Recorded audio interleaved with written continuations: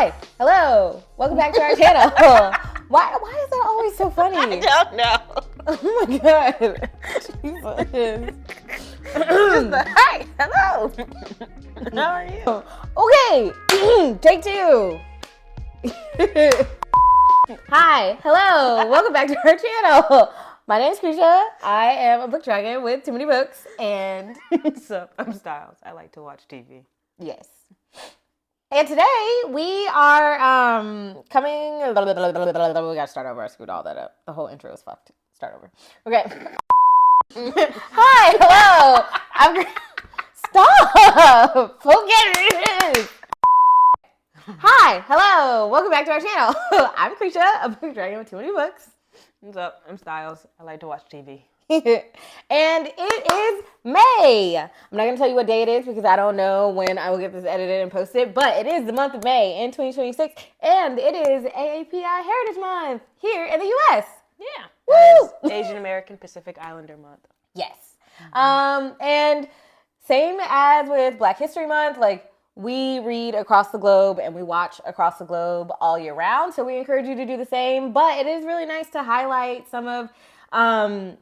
certain cultures at certain times so that they can get their moment in the sun because everybody deserves that. And so for AAPI month, we're going to be talking about books we've read, books we want to read, TV shows we've watched, K-dramas, C-dramas. We're not talking anime today, but we've got a lot in store for you guys, and I hope you enjoy it. Okay.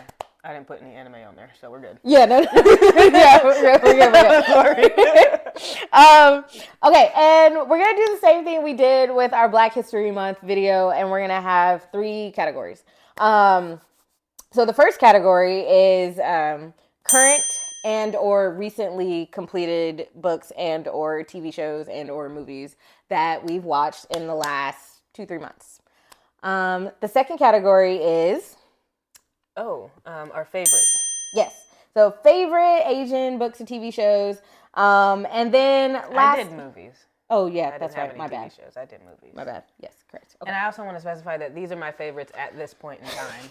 This disclaimer comes out every time. Styles has no commitment. No commitment. I, on the other hand, for the most part, I ride or die with my faves. Like, Well, that's just because there's a bunch of stuff that's so good, for one, and so, like, I want to give everything their moment if I could. Like, why should I choose one when I can choose all? And then, secondly, I also can't remember a lot of... if it's not something that I've currently watched or read. The recency bias. Yeah. So, that's why I like to do this. This is my favorite at this point in time. Because it was probably different in the past when I hadn't watched something. It was probably different yesterday. That too. And it'll change when something new comes out. So, you know. That's fair. That's fair. Okay. And then our third and final category is the most anticipated items on our TBR/TBW list. So we'll have a few honorable mentions sprinkled in there because I generally can't help myself. So I force Styles to add. You can't also choose just one. That's not fair. No. No.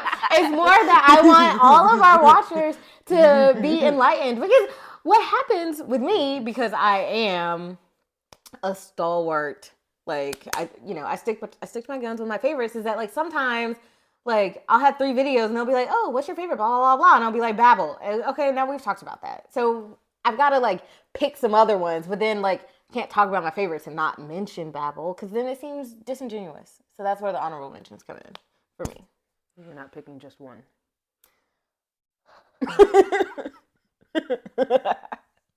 All right, let's get started. Dive on. Okay, so category 1. Do you want to go first or you want me to go first? You can go first. Okay, so we did a little bit of a switch up for this category, which is crazy for us, but my pick for this one is actually a TV show.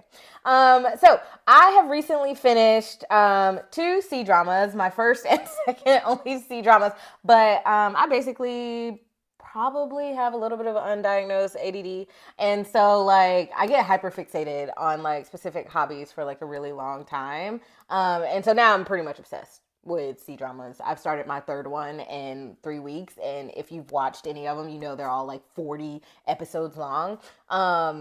Yes, my husband is like about ready to stage an intervention. It's not good. You know what's crazy is that when we were planning this video, Cresha was like, "Yeah, let's do your favorite K-dramas that are, on your TBR, like things that you want to watch." And I had said, "Insert C drama," and Cresha was like, "Oh no, we don't like her. we don't like her. No, she's not invited." And I was like, "But why not?" And also, it's on my watch list. There's nothing else. This is all that I have.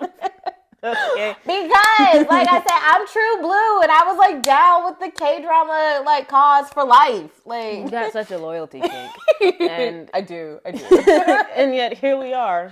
Yeah, you have been enlightened and have watched more C dramas than I have in my entire life. So yeah, but we're only just getting started. You're on your first one already, so we're good. But anyways, it's in my algorithm now.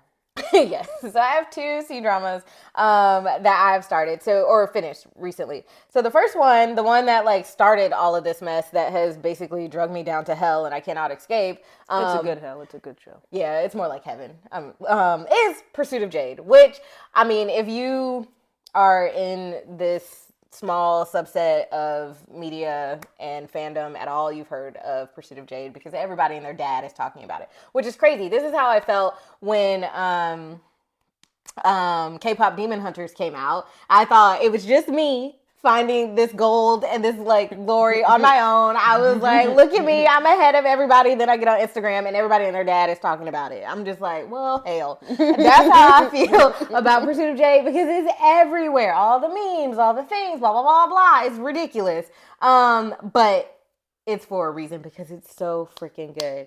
So I'll talk about it a little bit, but I can't go into too much detail because Styles has not finished it. They're almost halfway through. It was on my watch list before she ever discovered it. So I do want to say that I knew first, but I was shamed into not watching it. So now I'm behind. Yeah, I'll take the blame for that one. That's real. That was me. I definitely. Yeah, I'm sorry. It's okay. You can like what you like. If you like it, I love it. Yeah, it just kept popping up on Netflix and like, just the laws of advertising. You got to call someone 3 to 6 times or you got to show somebody something 3 to 6 times and then they kind of get hooked and Netflix like just kind of like messed me up. It kept showing up on my For You and finally I just clicked it and it was like magic from episode 1. So Pursuit of Jade, if you haven't heard about it, is about a person, a guy. So it's a romance, it's a historical fantasy, not fantasy, but it's a historical fiction romance set in ancient China. And there's a general, he has been like ambushed, him and his like squad are being ambushed in like the northwest of like this particular region of China. It's basically kind of like during the Warring States era. So you have like, there's an emperor, but there are also a bunch of factions and stuff. So it's not pre-emperor, but it's, anyways, doesn't matter. He and his buddies, they get attacked and ambushed and he almost dies. But of course he doesn't because he's the MC. And yes. And this woman, the other MC, she finds him buried under the snow and she decides to save him. And he is keeping his identity a secret because people are trying to kill him. And he's like, look, I need to recover and recuperate. So I'm going to lay low with this woman and her family, which is just her and her little sister, and then her neighbors who are basically like her aunts and uncles, pretty much. And so while he's like recuperating and stuff, the main FMC, she's just trying to get by in life. Main character. She's just trying to get by. Her parents have recently been killed, presumably by bandits, and she's trying to take care of her little sister, who's somewhere between the age of like 6 and 9, I guess. Probably closer to 6. I think she's pretty young. Yeah, because the little boy's 6. Yeah, they're the same age. Yeah, so she's just trying to take care of her sister, and she's 18 at this time, which, I mean, it's ancient China, so at this point, she's like 30. And, I mean, I'm just saying. And so she, her dad was a butcher, and he taught her his skill, his trade or whatever. So now that her parents are dead and she has to basically be the head of household, she goes on to do that to support herself, her sister, and now this new ward that she has in her house. Well, greedy uncle comes around and he wants to steal the house from her and basically make them destitute. He was kind of like, oh, you can just come live with me and my wife, but like we're still gonna take a house. He sold their house because of his gambling debt. Correct. He gambled the deed to their house. Yes. So which was not even in his name. Yeah, it wasn't even. It was trifling as hell.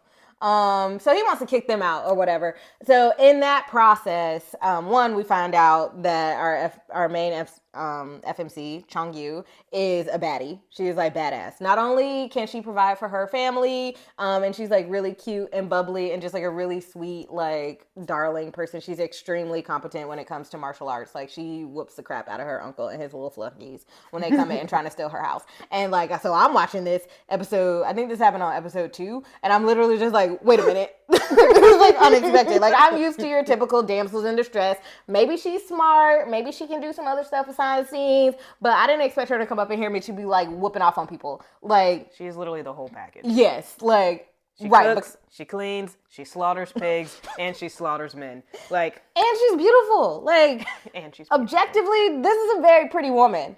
And also, she's really kind. Like, that's the other thing, too. Like, she takes care of, like, her neighbors. She helps people. Like, she just gives whatever she can give. But she also doesn't let people walk all over her, which I like. So she was just, like, a very surprising, refreshing main character. And then Yang Zhang, the MMC. Hey, no. Male main character. Roderick also said he was beautiful, so I'm just saying, like, that did happen. So I'm just saying, Styles' boyfriend, unsolicited of anything, just kind of walks by the TV and is like, oh yeah, he is gorgeous.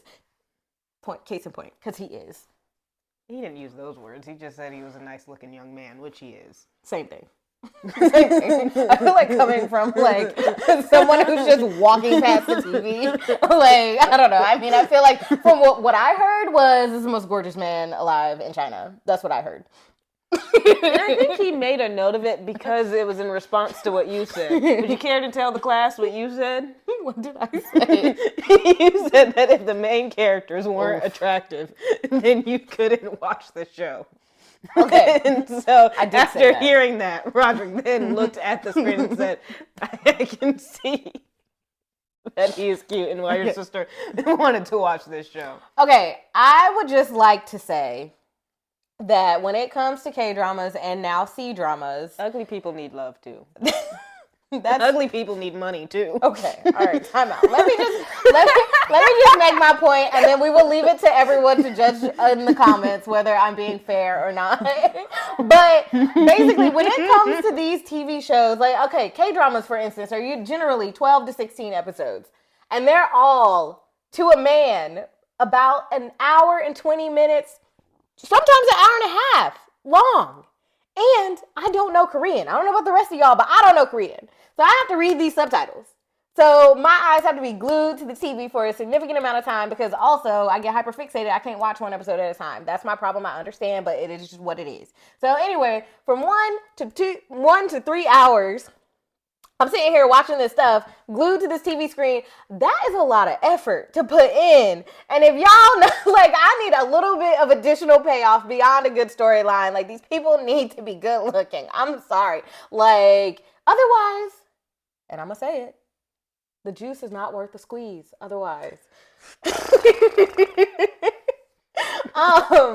And boy, when I tell you this juice is sweet in Pursuit of Jade, I swear to God, like I'm like I can't get over this dude. It was shocking. It was shocking, but that's not going to be a hot take. Yeah, it's just. Oh my God. Oh. Like, I think he's attractive, but y'all, that almost took me out. We might need to just like cancel the video now. I'm done. I can't believe anything else they have to say. We might just. This is the end of our channel right now. Actually, he's not ugly. I like the dude from Woo Young Woo better. He is really really cute. Kang Tae-oh.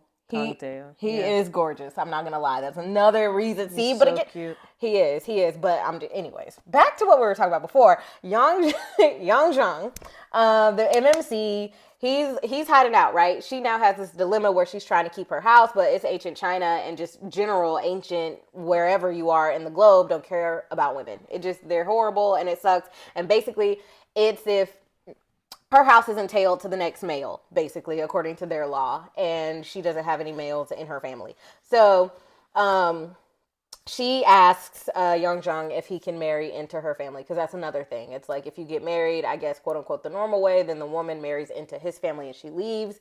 But the man she loses the house. Correct, but the man can marry into her house by taking her last name, and she would be the head of household. And so I guess in their culture at this time, that's actually kind of shameful a little bit. Like they kind of look down on the men who do that, like because you're being supported by the woman.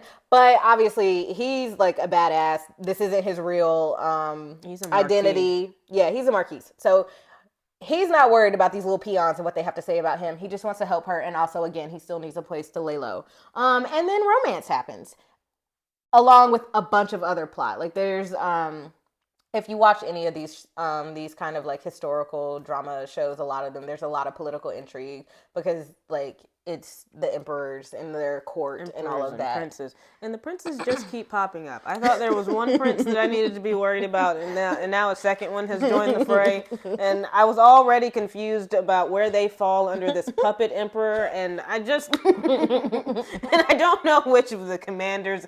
Yeah, it's a lot going on. You already know how I am with the political intrigue from Kushil's Dark, so I'm like, I'm not Hanging not on lost, by a thread. but yeah.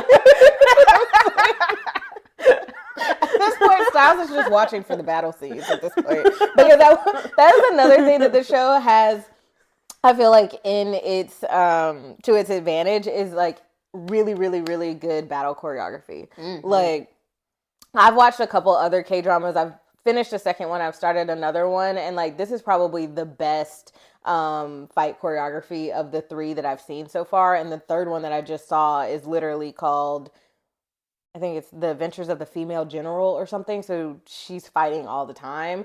But that one just has a lot more of the patent kind of like they're, hooked up to harnesses. So there's a lot of like swooping in and swooping out and a lot of like Matrix-esque moves, which is really cool. Like the OG Kung Fu movies. Yeah. Correct. Like flying across the room and doing multiple kicks and then all of a sudden jumping like, yeah, I live for it. Yeah, they're basically like Superman. Super ninjas. Yes. But I feel like in this one, in Pursuit of Jade, it's a little bit more realistic. There's a lot more like hand to hand. There's not as much, I feel like, of the swooping in that kind of like just. Yeah, she only does it a couple of times. Yeah, so. Like exactly. Yeah, so you kind of have to like suspend your disbelief a little bit. I feel like with the other ones, where this one it feels more like actually maybe they're really more grounded. Yes, thank you. And. So that I feel like is chef's kiss here. And then also that one scene where they're like fighting together, like she's got the stick and then he was like behind her, like kind of puppeting her a little bit, but she was like also using her. Yeah, that was a great cool. fight scene. I was like, wow. That was actually really, really cool. So yeah, I mean, they just do like directorially and the cinematography for this show is actually really, really well done. I feel like in comparison to some of the ones that I've just seen, but also in comparison to just like a bunch of other stuff I've seen on TV. Not specific to like C dramas. Like, I think it's really, really good TV, just period. Not like within its category. You know what I mean? Yeah. I think it does a good job of like, it uses similar like rom-com tropes a little bit but more like as tools and not as plot points. Yeah. And so, but then it does a good job of like kind of subverting your expectations a little bit because it doesn't fully play into them. And so like how you were mentioning like the damsel in distress and he's like an injured warrior who needs to come to save her, but he really doesn't for most of the time. He just kind of like throws rocks and chopsticks. Like for the most part, she saves herself and then like he's an extremely competent leader. Like you'll see later on, like if you have a competency kink, you'll enjoy watching him once like you get to the second half of the show for sure. And then I didn't realize how long 40 episodes was. right.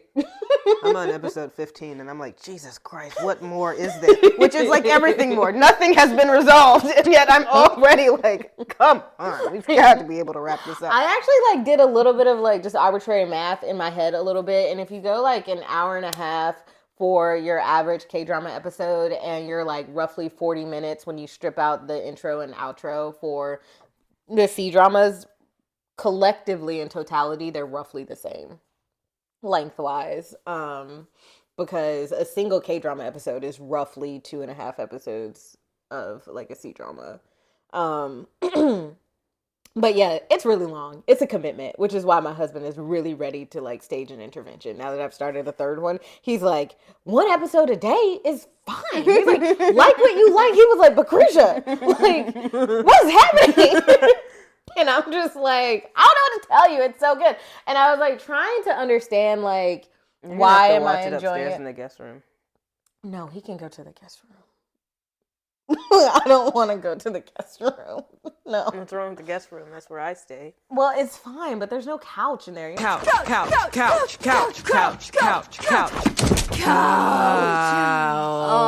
gotta just like lay on the bed. I'm done with watching TV in the bed after college. That's fair. That's why I don't have a TV in my room. Exactly.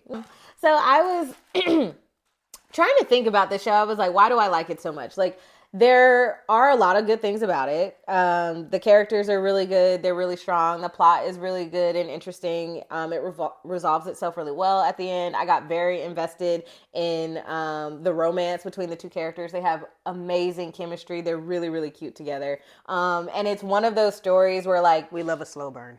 Yeah, it's a little bit of a slow burn, but it's still like satisfying as you go along because it's not one of those like, I don't know, they're still in very close proximity to each other and you can watch their relationship as it evolves and as they kind of like fall for each other. So that's really satisfying as you go along, as opposed to like all these misunderstandings that bring them together and break them apart. Stuff that like is just really frustrating to me to watch because it's like if you just have a normal conversation, we wouldn't even be here, you know? And they do have normal conversations. Yeah. Even though he's completely lying about his identity and everything that she knows about him. But he's not lying about anything else. But he's not lying about who he is. So like he's very genuine and sincere. But so those were like a lot of things that I liked about it. But I was talking to a coworker the other day, and as you all know, because we have this channel, that I read a lot. And so she was like, oh, I'm trying to like, she was like, you've inspired me. I want to read more. So I've bought a couple books and I've started reading some.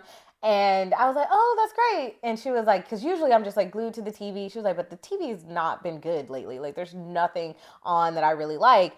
And I was like, well, that's hilarious. I was like, because I've basically kind of switched for these last like 2-3 weeks where all I've been doing is watching TV. And she was like, oh, really? What have you been watching? So I was like explaining Pursuit of Jade to her. She was like, oh, wow. I like did not expect you to say that. And I was thinking about it and I was like, well, I think one of the reasons that I think I like it so much is that like kind of plot wise, also like in scope and scale, it's almost as if like reading a novel. Like they're not like truncating it to 8 episodes where things are kind of getting glossed over. It has that richness of detail and that kind of layered plot, different characters coming in that you probably might. Why I'm so confused. That you might expect with like a novel that you would read. And I actually like a lot of historical fiction, historical fantasy, and stuff like that. So it's kind of like right up my alley. But the other thing too is that like it's extremely refreshing because a lot of the stuff that I've been watching previously on TV has like been very formulaic.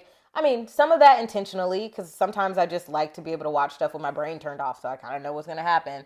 But like it's been a lot of reused tropes and a lot of formulaic stuff that like just really isn't capturing my attention. And this was so different and fresh and new that like my brain kind of just like soaked it up immediately. Like just all the dopamine was like firing episode after episode and I could not stop watching it.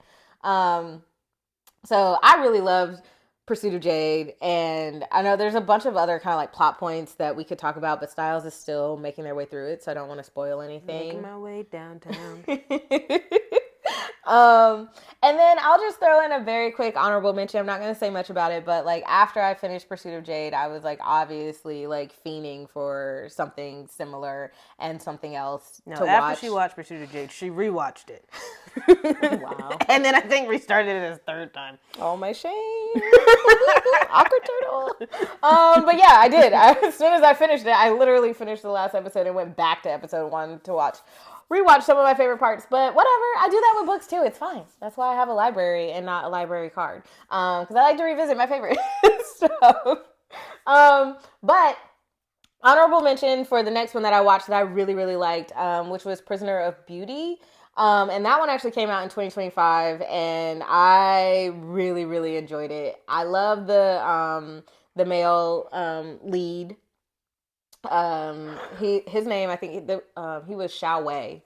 He was so cute. He was adorable. So again, with the like gorgeous actors, like and I had started watching Pearl Girl, which I found out had like a kind of sad, bittersweet ending, and I was like, I can't sit through 40 episodes just for it to not have a happy ending. Like I'm not doing that. So I was really bummed out though because I was like really enjoying him as an actor, and he's the main lead in Prisoner of Beauty, and it has a much more satisfying ending in my opinion, and I really, really enjoyed it. He's the leader of like his town. So this is like kind of pre-emperor days where you have a bunch of different clans that hold a lot of territory, and they're basically kind of like warring over different things. I'm not going to get into the plot, but he's amazing.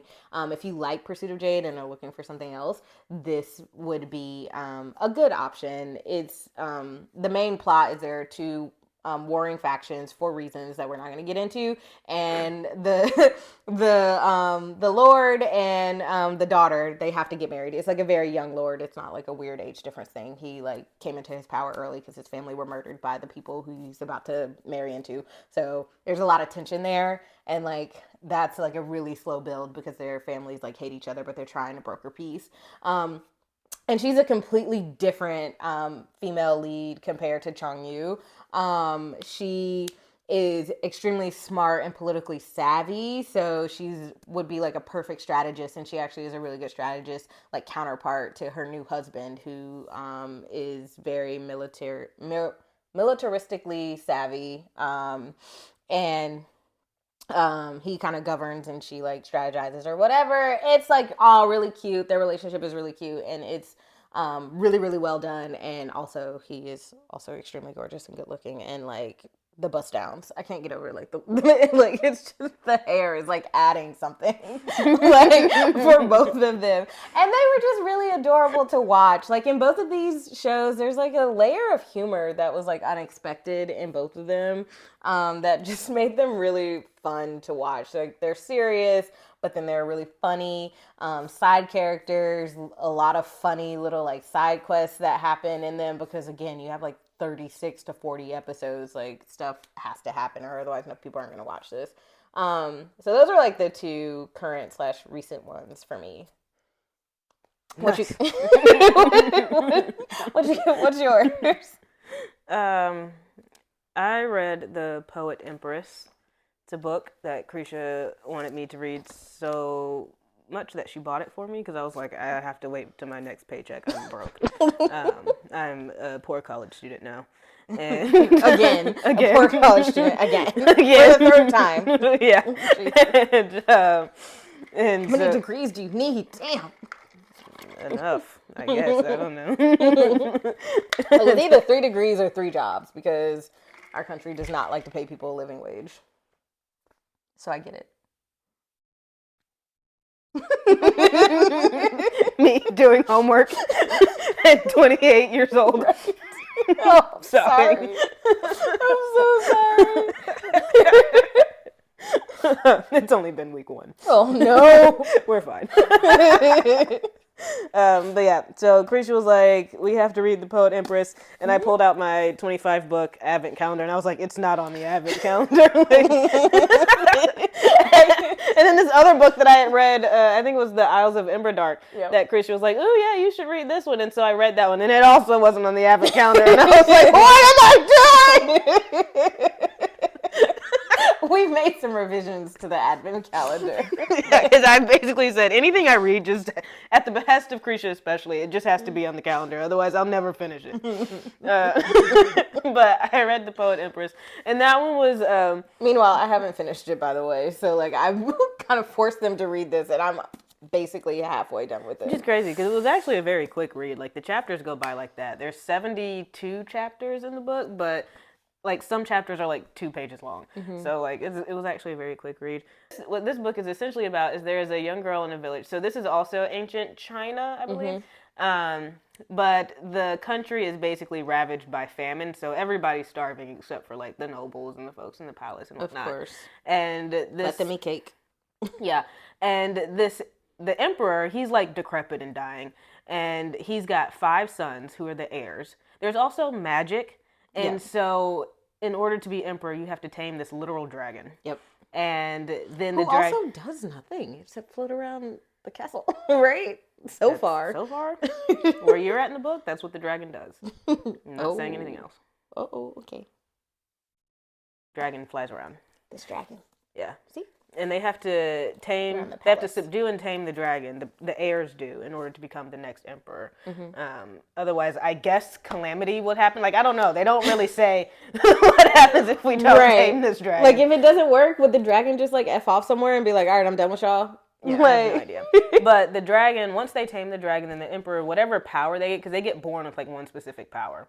Or whatever, and whatever power they get gets amplified by the dragon, and they can use their power to basically help the country. Yeah. And so the current emperor, his power is salt, so I guess he helps with preservation of... There's very specific powers. Yeah, they're very specific. So then his heir, his power is passageways and roads.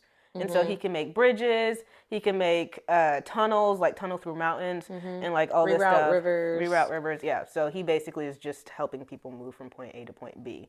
And so it's a very useful power. He's the heir. But then, for whatever reason, the emperor's like, oh, I'm naming my heir to be my second son. Yeah. He's going to be the actual heir. Yep. And the second son, his power is blades. So he's like swords and stuff. And so everyone's like, oh my gosh, he's so powerful. He's going to help us with the war and like reclaim land that we lost in his dad's time. Because his dad was trying to make up for his father's screw ups and all that stuff.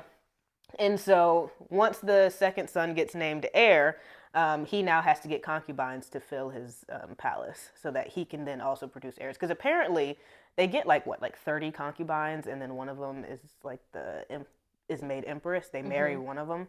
But apparently, even though you have 30 wives, essentially, it's very rare for children to be born to the heirs, and it's even rarer for like a seal bearing, because they have these seals on their cheeks that lets you know that they have power, for a seal bearing heir to be born.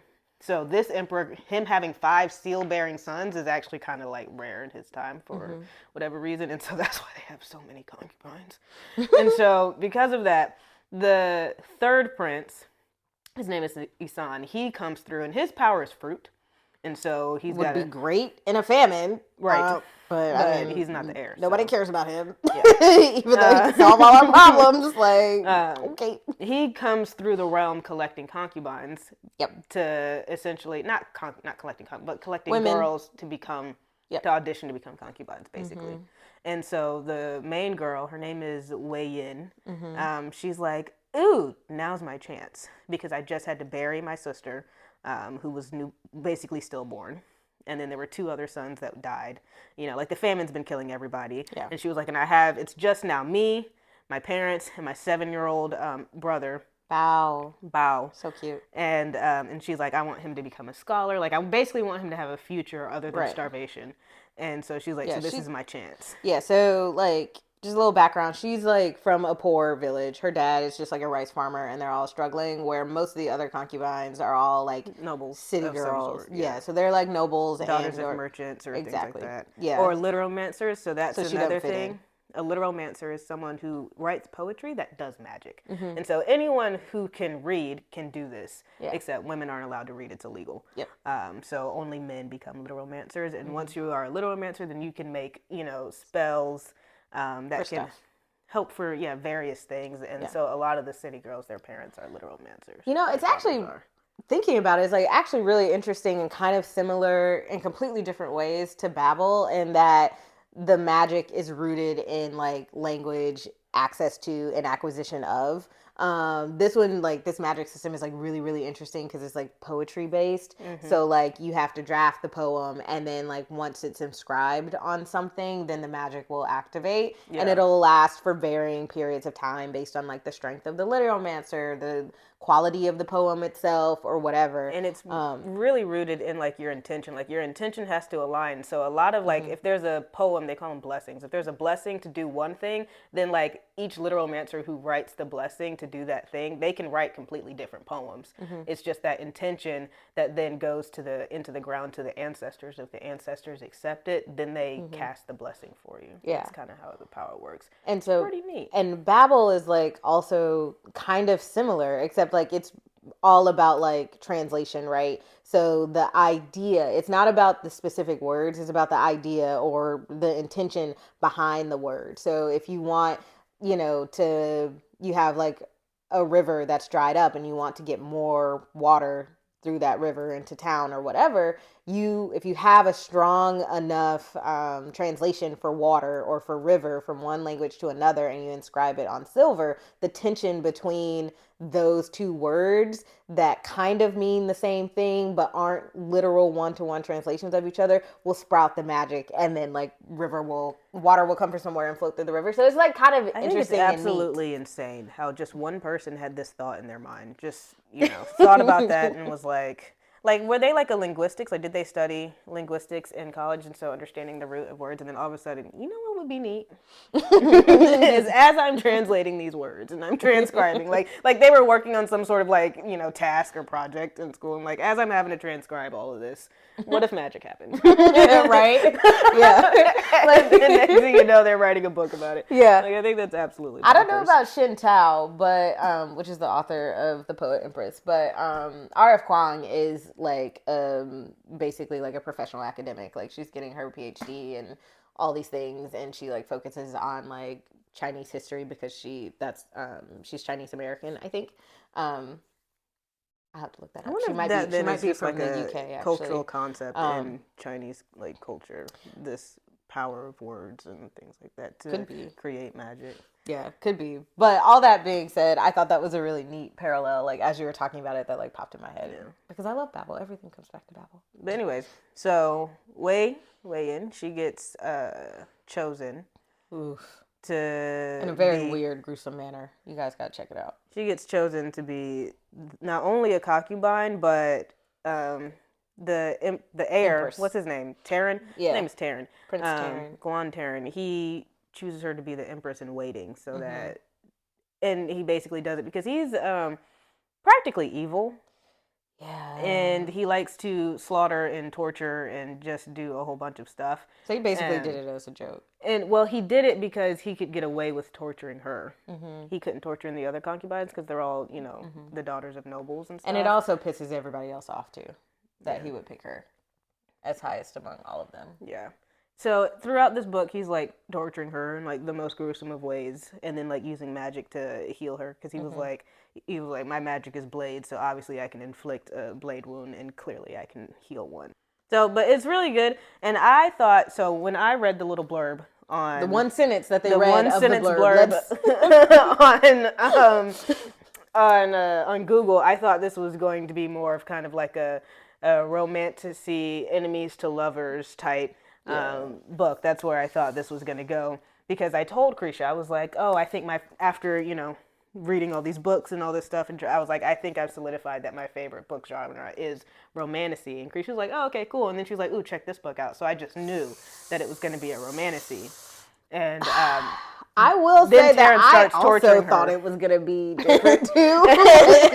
and then Terrence starts torturing the main character, and I was like, I just don't see how we're going to be able to come with this. And when we talk about torturing, let's just I think we need to level set here that we're talking Joffrey level torturing. He's basically Joffrey. Like, this is not your everyday, like, I'm going to make your life miserable. This is like, I would rather die than deal with this. It's god awful. Yeah. And so I was like, I don't know. So then at that point, I was like, I have no idea how this book is going to end. Same. And as I don't know. as I was moving through it, I was like, there could be a way where she salvages this and could make it work. It might piss off some folks, but for me, I would be accepting of it because I just love a love story. And We do. so We love love.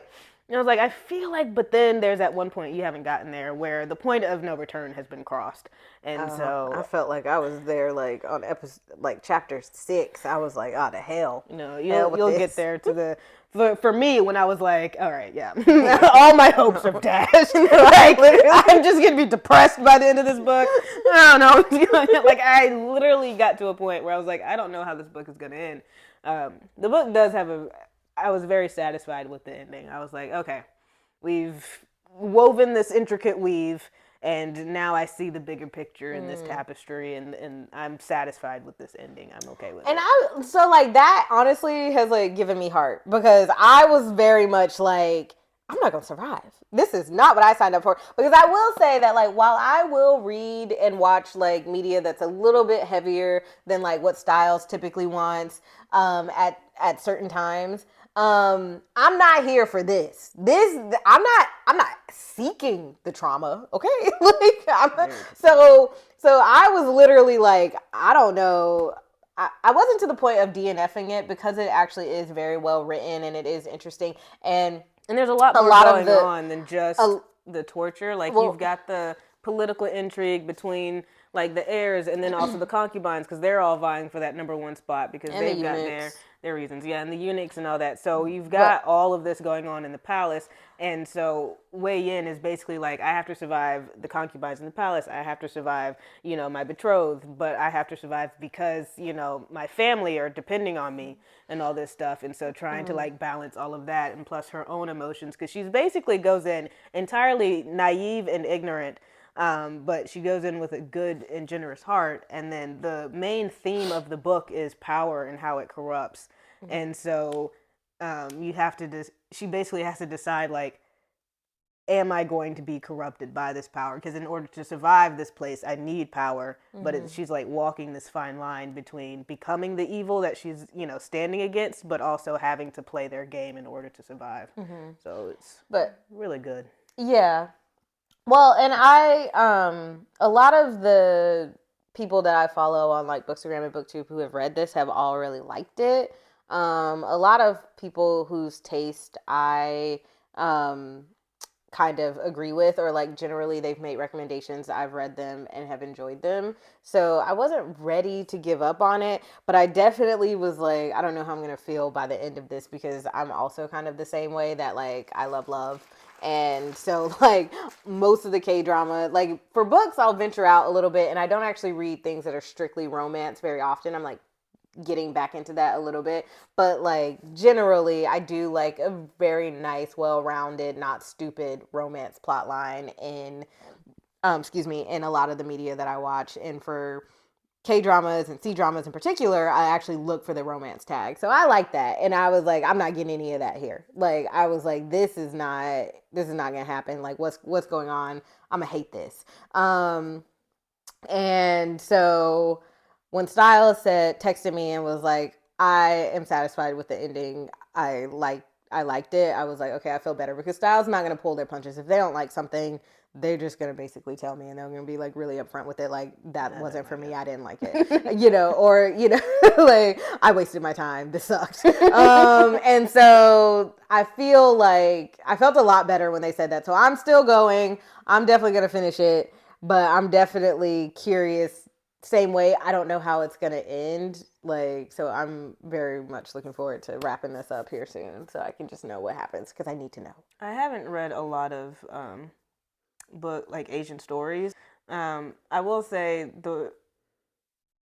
I think I enjoyed Iron Widow slightly better because there is a romance plot, but I think if you were to take the romance out of Iron Widow, I would like this one better. Yeah, and I will say the genre-wise, this one, despite the characters being younger, like she's probably about 18 as well, I would not classify this as a YA novel. Like this is an adult fantasy novel, and Iron Widow is a YA fantasy novel. So like tonally, they're like a little bit different, and like I can tell the difference when I read adult fantasy versus YA fantasy, just like, and I like both genres, but I can very clearly feel the difference between like a Legendborn and like a fifth season. But yeah, I'm excited to finish this. I think it's gonna be really good now that like I've been reassured by by Styles. And I wasn't confused, even though there's a lot of politicking going on. I wasn't even remotely confused. Yeah. So it was a very simple read. That's good too. That is good. Yeah. Listen, I'm a simple bitch, okay? I have a simple brain. That is not true.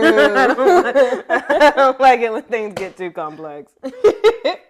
Unless it's a show. I can handle shows because I can see what's going on. Like, if you've ever watched Tenet, not Asian, but if you've watched Tenet, that is very confusing. It is. From beginning to literal end, and that's the point of it. It was good, But though. it was really good, and I think having the visual, like, you need the visual for one. Like, I don't see how that could have been a book. But it was Yeah. that one I wasn't lost in. So Yeah. I think I do better when I'm watching something versus reading it. That's fair.